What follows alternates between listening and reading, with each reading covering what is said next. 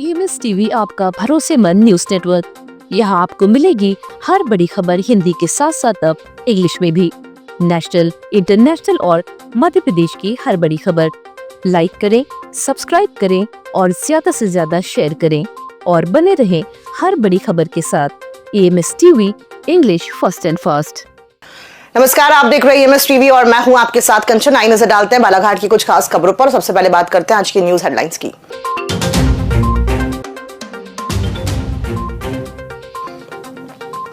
यात्री बस और पिकअप वाहन में भिड़ंत, आधा दर्जन से अधिक घायल।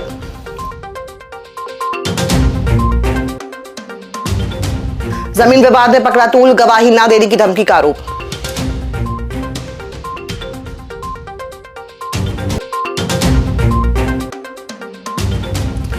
और अनुभव मुंजारे ने बजट पर उठाए सवाल, विभिन्न मुद्दों पर सरकार को घेरा।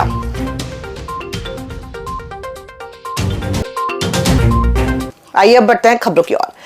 जिले में एक बड़ा सड़क हादसा सामने आया है, जहां यात्री बस और पिकअप वाहन के आमने सामने से भिड़ंत में आधा दर्जन से ज्यादा लोग घायल हो गए हैं। सभी घायलों को जिला अस्पताल में भर्ती कराया गया है। यह हादसा गुरुवार शाम करीब 5 बजे बालाघाट से बहियर जाने वाले मार्ग पर लौगूर और चिखला झोड़ी के बीच हुआ। बताया जा रहा है कि पिकअप वाहन परसवाड़ा से बालाघाट की ओर आ रहा था, जबकि यात्री बस बालाघाट से बहियर की ओर जा रही थी। इसी दौरान दोनों वाहनों के आमने सामने से जोरदार टक्कर हो गई। टक्कर इतनी जबरदस्ती कि पिकअप में सवार सभी लोग घायल हो गए, जबकि बस में बैठे यात्रियों को मामूली चोटें आई हैं। हादसे के बाद मौके पर अफरा तफरी मच गई।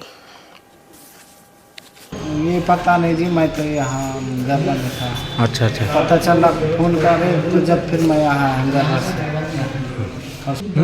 खड्डे को डोरा दो वो काका जी परसवाड़ा के पिकअप में ये है राश, मैं और वो सुष्मिता जी। आप अभी समझ भी नहीं आ जी हमारे जी, अब पता ही नहीं चला कैसे क्या बस नहीं उधर से इधर आती उधर जा रही थी। नहीं, हम लोग मतलब बालाघाट आ रहे थे। बालाघाट में जमीन विवाद का मामला अब गर्मा गया है। गवाही न देने की धमकी और जबरन कब्जे के आरोपों को लेकर पीड़ित पक्ष ने पुलिस अधीक्षक कार्यालय पहुंचकर न्याय की गुहार लगाई है। मामला जिला मुख्यालय से सटे ग्राम कौसमी का है, जहां निवासी योगेश नकपुरे ने जितेंद्र पटले और धनलाल पटले पर गंभीर आरोप लगाए हैं। पीड़ित का कहना है कि दोनों भाई गुंडागर्दी कर रहे हैं और न्यायालय में गवाही नहीं देने की धमकी दे रहे हैं। गुरुवार को योगेश नकपुरे अपने समर्थकों के साथ रैली निकालते हुए एसपी कार्यालय पहुंचे और निष्पक्ष जांच की मांग की। रैली के दौरान प्रदर्शनकारियों ने पूर्व सांसद कंकर मुंजारे के खिलाफ भी नारेबाजी की और मामले में हस्तक्षेप के आरोप लगाए।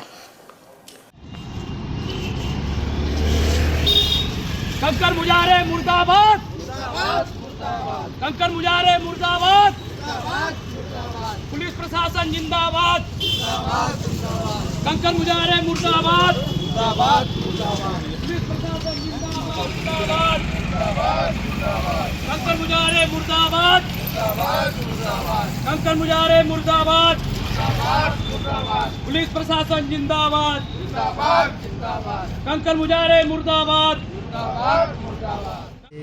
मेरी ज़मीन है ग्राम घुंगरई में, और जितेंद्र पटले उनका पीछे ज़मीन है, साइड से उनका ज़मीन है। रास्ता का विवाद है। मैं 2 बार कोर्ट से जीत चुका हूँ और अभी वर्तमान में मेरे घर में शादी है। उस वजह से मैंने ज़मीन धर्म ज्वेलर्स वाले को बेचा हूँ। और वो आता है तो बोलता है कि मेरे रास्ता है यहाँ से मेरी ज़मीन से, जबकि उसकी ज़मीन साइड से लगी है, कोर्ट से लगी है।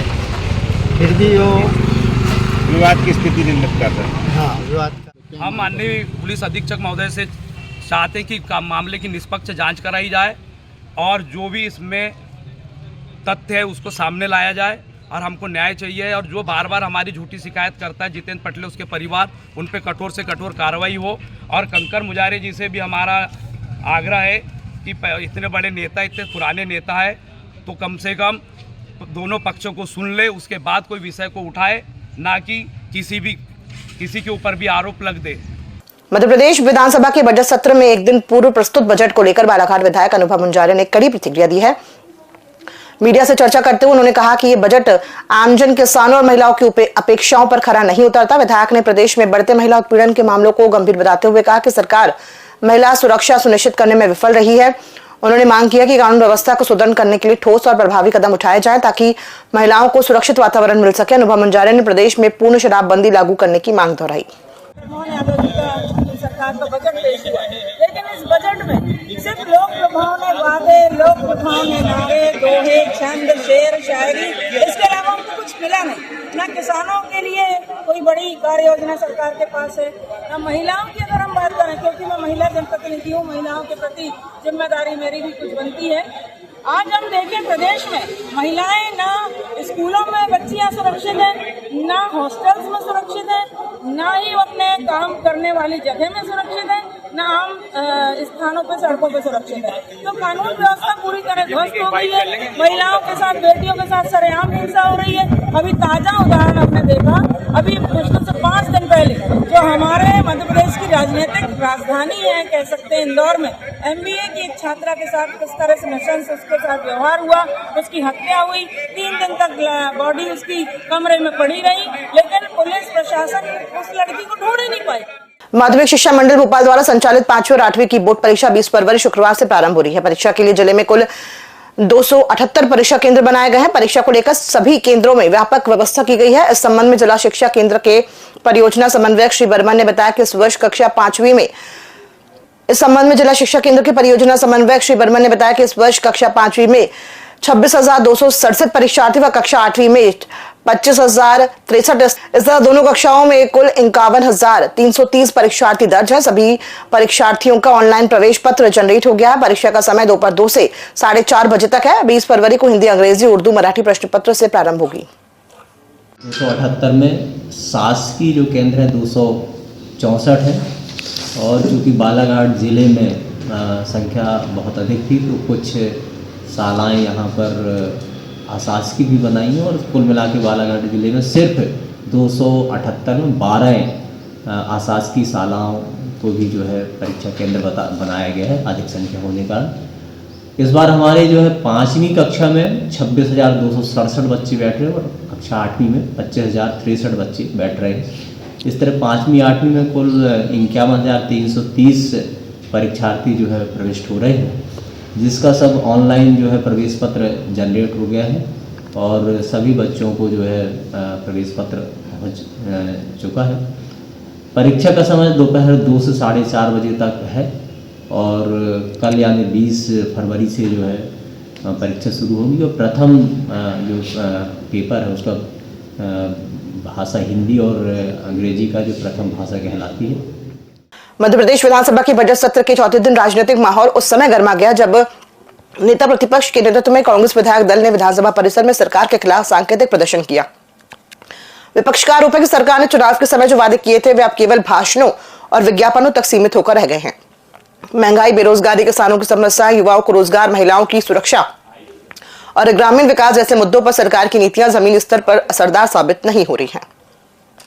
परेशान है, बेरोजगार युवक परेशान है। ख्याली पुलाव के माध्यम से थाली से ये प्रदर्शन कर रहे हैं कि ख्याली पुलाव थाली में परोस रही है, और जिस प्रकार का वातावरण आज प्रदेश के अंदर है, न कोई महिला सुरक्षित है, न शिक्षा का स्तर ऊंचा है। मैं समझता हूँ ऐसी सरकार जो बजट लाई है, जिस बजट के अंदर किसानों के लिए, आदिवासी भाइयों के लिए कोई राहत नहीं है, मैं समझता हूँ कि ऐसी सरकार को तुरंत 3 मंत्रियों से इस्तीफा लेना चाहिए। जिस प्रकार से आज साइंस हमारा कहाँ चला गया है, लेकिन उसके बाद भी मेडिकल साइंस आज ये कहता है कि हम अच्छी दवाएं दें, लेकिन बच्चे मर रहे हैं 18 और पानी तक, जल तक शुद्ध नहीं मिल रहा है। तो ये सब परिस्थितियों का निर्माण होने की वजह से कांग्रेस को रोज प्रदर्शन करके ये समझाना पड़ता है, सरकार की आँख खोलनी पड़ती है कि आप कहीं ना कहीं पे जो कार्य कर रहे हैं वो कार्य से जनता संतुष्ट नहीं है। नगर के हृदय तल में स्थित शासकीय देवी तालाब का एनजीटी भोपाल के आदेशों पर चल रहे कायाकल्प के कार्य पर अब बालाघाट पुलिस का डंगा आ गया है। तभी तो एक शिकायत के आधार पर बालाघाट कोतवाली के प्रभारी के द्वारा बिना किसी पर्याप्त जांच के देवी तालाब में जिला प्रशासन और नगर पालिका परिषद बालाघाट की अनुमति से काम कर रहे ठेकेदार की जेसीबी मशीन और डंप ट्रक को जब्त कर देवी तालाब के कायाकल्प के कार्य को बंद कर दिया गया है। एनजीटी भोपाल और अनुविभागीय दंडाधिकारी बालाघाट के निर्देश और नगर पालिका परिषद बालाघाट के निर्देशन में अनुविभागीय अधिकारी लोक निर्माण सेतु विभाग बालाघाट के द्वारा देवी तालाब के जलीय क्षेत्र से मलमा भरण को निकालने का कार्य दिनांक 18 फरवरी 2026 को रात्रि लगभग 10 बजे ठेकेदार के माध्यम से प्रारंभ करवाया गया था, किंतु कुछ लोगों के द्वारा स्वयं को देवी तालाब का मालिक बताते हुए उक्त कार्य को रोका गया। जिला मुख्यालय सहित जिले में 19 फरवरी को छत्रपति शिवाजी महाराज की 396वीं जयंती धूमधाम और उत्साह के साथ मनाई गई। लोगों ने रैली, माल्यार्पण और पूजा अर्चना के साथ वीर शिवाजी को श्रद्धांजलि दी। राजपूत समाज द्वारा आयोजित कार्यक्रम में युवाओं ने शहर में रैली निकालकर जय शिवाजी जय भवानी के नारे लगाए। नया सराफा बाजार चौक में स्थित छत्रपति शिवाजी महाराज की प्रतिमा पर माल्यार्पण कर विशेष पूजा अर्चना की गई। जय शिवाजी, जय शिवाजी, जय शिवाजी, जय शिवाजी, जय शिवाजी, जय शिवाजी। छत्रपति शिवाजी महाराज की जयंती के उपलक्ष्य पे सभी युवाओं द्वारा जयंती का शुभ अवसर पे महाराज को प्रणाम करके उनका आशीर्वाद ले गया और उनके चरण कमलों पे चलने का प्रण लिया गया। खबरों में फिलहाल इतना ही। दीजिए इजाजत, नमस्कार।